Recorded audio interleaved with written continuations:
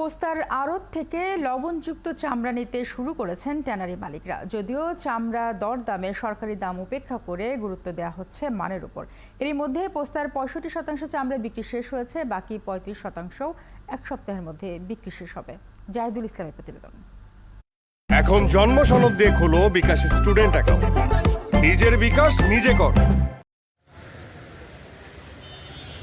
পোস্তার আড়ত থেকে ট্রাকে উঠানো হচ্ছে লবণযুক্ত চামড়া।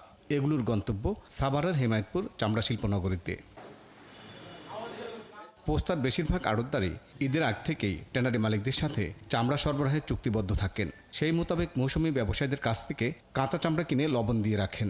ঈদ শেষে চুক্তিবদ্ধ ক্রেতার কাছে লবণযুক্ত চামড়া বিক্রি করেন।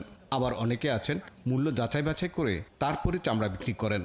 তাই সবকিছু মিলিয়ে সরকারের বেঁধে দেওয়া দামটা উপেক্ষিত থাকে। আরও বাড়ায় বিক্রি হলে আমাদের হবে, কস্টিংটা উঠবে। 3টা ট্রেনারি লোক আসছে মাল করে করার জন্য, ঠিক আছে। এখন পর্যন্ত তাদের সাথে আমাদের কোনো কথাবার্তা হয়নি। সিলেটের চামড়ার মান কম, সিরাজগঞ্জের চামড়ার মান বেশি। এখনো সরকার যদি সব গড়াহা ধরে তাহলে তো এটা আমরা মেজারমেন্ট করতে পারবো না। ব্যবসায়ীদের মতামত নিয়ে সরকার এবার লবণযুক্ত চামড়ার দাম প্রতি বর্গ ফুট 55 থেকে 60 টাকা নির্ধারণ করেছে। তবে বেচাকেনায় কেন সরকারকে দেওয়া প্রতিশ্রুতি ভাঙছেন ব্যবসায়ীরা, সেটাও বললেন পোস্তার আড়তদার সমিতির নেতা। যে 25 ফুট কিনে হয়তো ট্রেনের মালিক বলতেছে না তোমার দামটা বেশি, তোমার মাল 24 ফুট, সে কয় 25 ফুট। একজন আছে হবে 23, আমার ব্যাপারীদের সে করতেছে 24। এই বার্গেনিংটা করতে হবে, এটা একটা আমাদের ব্যবসার নিয়ম নীতি। ট্যানারি মালিক সমিতির দাবি, সরকারের বেঁধে দেওয়া দামে লবণযুক্ত চামড়া ক্রয় বিক্রয় হচ্ছে।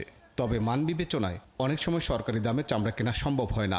আপনারা যদি বলেন আমাদের বিল বাউচারগুলো আমরা দুই একটা হয়তো বা মিডিয়ার মাধ্যমে আমরা দেখাইতে পারবো যে আমরা আসলে গত বছর থেকে প্রায় 150-200 টাকা বেশি দামে দিয়ে আমরা চামড়া সংগ্রহ করতেছি। এদিকে ঢাকা থেকে কেনার পাশাপাশি সাভারের হেমায়েতপুর শিল্পনগরীতে আসতে শুরু করেছে বিভিন্ন জেলার লবণযুক্ত চামড়া।